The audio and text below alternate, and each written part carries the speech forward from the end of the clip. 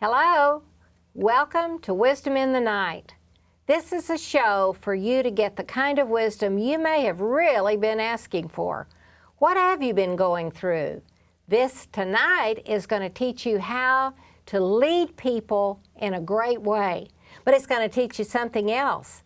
Our guest tonight has come from Flatbush in Brooklyn up to dealing with the elite, the famous, the wealthy, and helping them. You know, you have uppers that need help. You have other people that need help. Everybody needs help. And this woman tonight is going to be very special. Her name is Tiffany Whitford. I met her at an interesting situation. Tell us how we met. Well, we actually have a mutual friend, Lynette Lewis, and she was teaching at a women's conference, and I was the guest speaker at that very first conference. And you walked down the aisle, and I just fell in love with you. You were so beautifully dressed and beaming from ear to ear, and I was like, I've got to know this woman. I've got to be friends with her. And so you're stuck with me now, sister. I know, baby doll. I'm telling you, I know it. And let me tell you what I thought about you. I thought, this is the funniest woman I've been around in a long time. She needs to be a stand-up comic, right? That's right. So tell us about your life. There's people really interested in this. So I grew up in Flatbush, Brooklyn, from a Scotch-Irish-English background. My neighborhood was Marine Park. Very tight-knit community, a lot of people the same. It was pretty much the same, a lot of Irish and some Italian. And it was one of those environments where they considered us middle class. Now I'm realizing we're really almost lower middle class. Both my mother and my father came from very large families. My mother was the first person in her family actually to graduate college and go on to have a master's degree. My father was an investment banker. And unfortunately, my father was a very intense person. He was an extreme, violent alcoholic. He was also physically and emotionally abusive as well. He pretty much terrified my brother and I most of our life. We grew up Catholic. I went to an all parochial school and then went on to all-girls parochial school in Brooklyn as well, and then moved on and went to FIT here in Manhattan. So what got you to go to FIT? Were you always interested in fashion? What? Yeah, you know, my great-grandmother lived on the Upper West Side, and she was a model, her and her sister. They were the Mahoney sisters. And what ended up happening was she had the most beautiful apartment on the Upper West Side, and she was so pristine, Betty, and she looked so gorgeous, and she was the epitome of a lady. And when I would sleep over her house, I used to go through her closet and go through all her things, try on her Stole Martens and her furs and her jewelry. And she really taught me what it was like to be a lady and to keep a really good apartment, keep my dresser right, my closet right. And I was enthralled by her. She was the most glamorous person that I knew. So I think my love from fashion stemmed from there. And then you went to FIT. Did you major in anything specially? Yeah, actually, I got my lower, so in FIT you go for 2 years and then you reapply for upper division. And I got my lower division degree in fashion buying and merchandising. And then I did something at FIT at the time in the 80s that nobody had ever done before, is I went into fine art for my upper division. So I got my bachelor's in fine art, but I got my lower division in business. But why would you get anything in fine art if you were into fashion? I think, you know, I've always been a very artistic person, and I love the arts, and I love to be around artistic, creative people. I'm really drawn to people that are unique, the odd man out, the oddball. Are you saying that's why you love me so much? Probably. I mean, birds of a feather, right? Okay. Yeah. Well, and what'd you do after that? You went into the what? What kind of field? You know, while I was in college, I was working in the beauty industry. I worked for Estee Lauder, and then from there I worked at Chanel, and I worked for a lot of different beauty companies, and I had worked my whole entire life. So I got my first part-time job when I was 13 years old. I worked in a flea market, and I came home and told my mother I had a job, and she was like, what do you need a job for? And I basically said, I want clothes. And my mother said, you got clothes. And I said, I want an upgrade. I want really nice things. And so I've worked my whole life. And as soon as I was 18 years old, I got a job at Macy's. And so I worked my way while I was in college. And I always liked to have money in my pocket. I always liked to be able to treat people to things. I loved beautiful things, and I loved to be surrounded by beautiful things. So it was really important for me to not only look well, but to make others look well as well. So you're in high-end fashion, and your career's going higher and higher, isn't it? Yeah. Yeah, you don't give up. No, that's not my nature. I mean, anybody that's from Brooklyn knows you never give up. That's just not who you are. We're tenacious. That's exactly right. Well, now, you happen to have a very strong relationship with the Lord. I know that about you. Yes. How did you get that? You know, I joke around kicking and screaming, but really, truly, I have a very unique, I think I have a very unique relationship with Jesus. But I got there in a very unique way, and my husband got there in a very unique way as well. Because I grew up in that environment where my father was so violent, the only real strong male figure I had in my life was my older brother. My older brother and I have been tight since we're very young. And, you know, I grew up in an environment wanting love for men and really wanting to be adored and to be cherished. And when I was younger, I got a lot of the attention from men, but it really was the wrong kind. And I got myself into a lot of really difficult situations where I was heartbroken or misunderstood because I was also, like I explained before, a little bit odd, a little bit different. I had a love for fashion, for art, for things that were unique. And so there was this combination of not really being understood. Because my mother raised us as Catholic, and I went to parochial school, grammar school, and high school, I was surrounded by nuns. Both my aunts on my father's side were nuns. And it was always a very romantic thing for me to be around such really religious people. But I never understood how I could get there, how I can get that peace. And it really caused me, Betty, to be suicidal for most of my life. And when you're raised Catholic, you're taught that if you commit suicide, it is like mortal sin, one-way ticket to double hockey sticks. And I knew I was already living a personal hell. I didn't want to end up in hell. So I think I got to the point where I was about 26 years of age. I was dating a much older man, and the relationship didn't work out, and I was heartbroken once again. And I was bawling my eyes out. My brother had gotten married to this wonderful woman that I'm really close to now. She's like a sister to me. And I was just having a moment where I was really at a low point, Betty, and I thought, I'm really going to do it this time. I'm going to kill myself. Wow. And at that exact moment, the phone rang, and it was my sister-in-law. And I was just like unbearable. I mean, the expletives were flying. I was going off on her. And I just said, I'm done. I hate my life. I'm unhappy. I'm sad. I feel like, I remember telling her that I felt like I was 80 years old at the age of 26. I was exhausted. And I said, I'm going to kill myself. And her response was, that's good. I think you should kill yourself. And I was like, what? You know, like, back up wait a minute. And she said, I think you can ask God to kill your old life and give you a new one. And being a little bit, you know, of a sarcastic person, I very obnoxiously said, oh, is that what it means to be born again? And she said, yes, it does. And she said, can I pray for you right now? And so she prayed with me over the phone. I got to tell you, I don't even remember what she said. But I did hear God's voice that time in my life. And I remember what he said to me. As I was bawling my eyes out, I remember I opened my eyes and there was a puddle on the floor of tears, literally a giant puddle. And I heard Jesus say to me, as many tears as you see on that floor that you've cried, multiply that by the highest number in your head. That's how much I've been weeping for you. Good night. Yeah. How did you hear that? Inside yourself? I didn't hear it audibly out loud. No. I heard it speaking inside. Mm-hmm. And I just was like, uh-oh, I'm in for a ride. Like, this is pretty serious stuff. And then, you know, several days after that, I was plagued with horrible nightmares, really just horrible thoughts in my head, demonic thoughts, really, really bad. And I remember also I had a dream. And I had a dream that I went outside my apartment, everybody was gone. And I remember in my dream, I was like crying and thinking, okay, God, you said you would never leave me. You've left me. You've abandoned me. I can't believe this. And I went back into my apartment and God walked through the door and said, don't you know I saved the best for last? And then I woke up. And I knew at that moment, like, this is no joke. Like, this is it. And I prayed that he would never leave me. I said, I know my nature.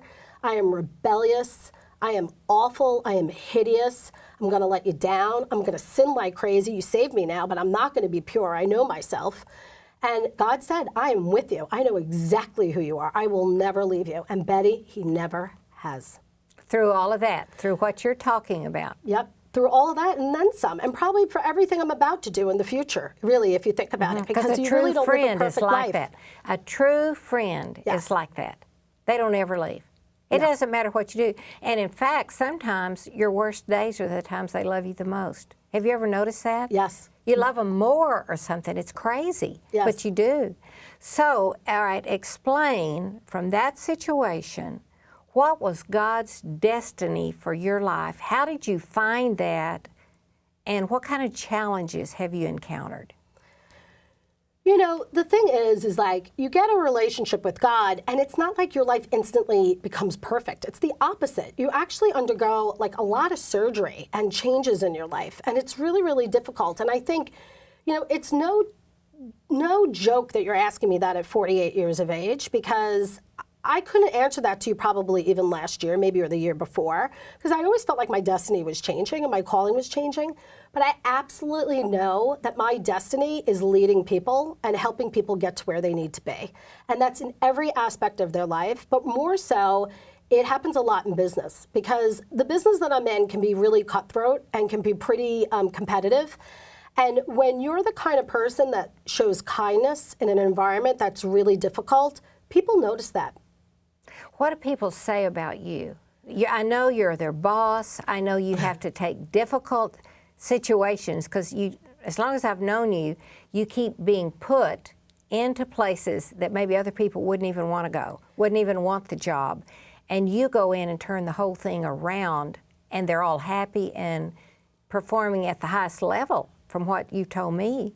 Is that right? How do you do that? What is that? You know, I think I've done so much in my life. I've made so many mistakes that I'm so quick to not judge others. I'm not saying all the time, right? We're judgmental people, but I'm saying I can really look at the situation 360 now. And I think I'm really good at leading others to see that point of view as well. And I always tell them, you know, there's like 6 sides to every story. There's yours, mine, the truth, and then 5 other people's version of it. And I think you really have to sift through that. And I think you have to identify the behaviors that drive the results and really help people get there. And basically sometimes it's having tough conversations and just saying, look, you know, you're not performing. This is not working out. This is what I need you to change immediately. And you'd be surprised when you're really direct with people, but you're gentle at the same time, and you let them know that maybe they're not performing or they're not doing well. But then you also provide a solution as you're giving them that feedback. People generally want to do well, and they want to change, and they want to be better. You just have to give them that guidance. All right, so you were telling me the other day of an example where people in a work situation had always done things the same way, always, and for them to grow, for the company to grow, it would have to change. And what would be your method of going in and getting people who are established, don't want to change, set in their ways? How would you go in there and change that? I think the first thing you have to do is, I'm a big talker, but I kind of just shut up and observe and really listen. I think it's very important to listen. And the power of pause is so amazing. Give an example. What are you talking about? So I think there's so many times where I'm in a situation where I have the answer like 10 seconds in, but it's going to take 20 minutes for them to get all the information out. And what I've learned is if you jump 10 seconds in and give them the solution to the problem, you're missing out on those 22, 23 minutes of actually other information that's beneficial. And so even though I want to give them the answer, because time is money, right? This is New York City, and you want to get through the conversation really quickly. When you stop and you listen, one, they feel respected, they feel valued. But the second piece of that information is you get so much more knowledge from what they're telling you. There are moments, Betty, where there is silence that is so awkward, and I'll just sit there and listen. Sometimes my response is, I hear you. Tell me more about that. And then there's another layer that gets evolved, and then another layer, and then another layer. And then before you know it, you have so much information to change a situation just by listening to somebody. And they really, really appreciate it. They respect you, don't they? Because you do listen to them, right? Yeah, I think they do. I think they respect me. I know, you ask me what people think of me. They'll say that I am really intense and that I have a strong personality, but they'll tell me that they've never had a better leader. I have pushed people to the brink at times, and I think in the past that's like a junior move. Now I'm able to not do that to people. I can see in their body gestures, in their eyes, that they've had enough for the day, and I take a step back, sometimes for a week, 2 weeks. If it's a heavy coaching moment, I take a step back. And I actually say to them, listen, I know I've been coaching you on this for a really long time. I think you've had enough. I'm going to let you now roll this out and really let you have your own aha moment and your own discoveries to be successful. So would you say that not only do they respect you in the sense that you're their boss, but you're giving them the wisdom or the right way to handle something, would you say also that somehow you're able to communicate to people, I care about you. I'm being tough on you because I care about you. It's not just about the job succeeding. I want you to succeed. Would you say that's it? Absolutely, because I think I lead every conversation with, you know, I want us to get past this. What do you think it's going to take to get past it? And sometimes they say, Tiff, I don't know what to do. And I'm like, okay, well, let's talk through it. And I think in the past, Betty, I really gave people a lot of answers. And there are moments where you have to give them answers, that they're exhausted, they're spent, and they just want you to come in and save the day. And there's moments where you have to do that. But I think the only way that they'll evolve and be able to stand on their own 2 feet and really develop as leaders is to actually just ask questions and have them come up with the solutions themselves. Sometimes the questions are pointed so that you can get the kind of reaction from them, and then they have their little aha moment. But I always follow up even if they've had large movement or small movement, I always follow up with an encouragement, with celebrating success, with telling them that they're doing a good job. I really pay close attention to the details, because I think when you're developing people and you're trying to move them to make the right decisions, and it's really them changing a lot about their personality. They could have bad habits for 10, 15 years. Right, and so there needs to be someone to come in their life, even if they're stuck where they are and they don't know why they're stuck, somebody to come in and help them define it, think through it themselves, and come up with their own solution, right? Yes. That's what you're saying? Yes. Mm-hmm. What kind of wisdom have you gotten out of being in this field of helping people like this in high fashion? Sure. How? Everybody's broken. It doesn't matter how perfect anybody looks on the outside. They are usually a mess on the inside, and you'd be surprised. The people that look like they're the messiest aren't. They're actually in process. And the people that look so perfect are truly lost and afraid. They live in fear. They live in fear of making bad decisions. They live in fear of being found out. And if you can champion somebody in that moment to help them be successful without letting any of those fears out of the bag for them, even when they confide in you, you are their most trusted friend. So that's great to be like that, but we're talking about a woman that at one point was so suicidal, there was a puddle of water on the floor. Mm-hmm. What kind of wisdom has Tiffany gotten for Tiffany at this stage in your life? I think all the wisdom that I have is based on all my mistakes. Mine too. I mean, the more I fail, the smarter I get. And so many times people are like, oh my gosh, you're so smart. How did I not see that? I'm like, I did it wrong 50,000 times first. Mm-hmm. And believe me, you know, sometimes I get it in 2 or 3 shots, and sometimes it takes me a lot longer. I think the biggest wisdom that I've taken away is to love myself, to be good to myself, to accept people for where they're at. You cannot force people to be in a different place until they're ready. And to give guidance and to be patient, and to love people at every phase that they're at in their personal life, in their career, and be slow to judge and quick to encourage. Would you say that your relationship with Jesus and how he said, I'll never leave you, I'll never forsake you, would you say that by really learning to walk in that and understand that, would you say that has been a major factor in helping you help other people? Oh, absolutely. I mean, if you're unconditionally loved, that gives you the ability to love other people unconditionally. Mm-hmm. I think if you're a mess, it allows you to love messy people. Mm-hmm. If you're not judged, it allows you to not judge others. And if you've made big mistakes, it enables you to forgive people who've made big mistakes. Totally. I've learned that. Yeah. Totally.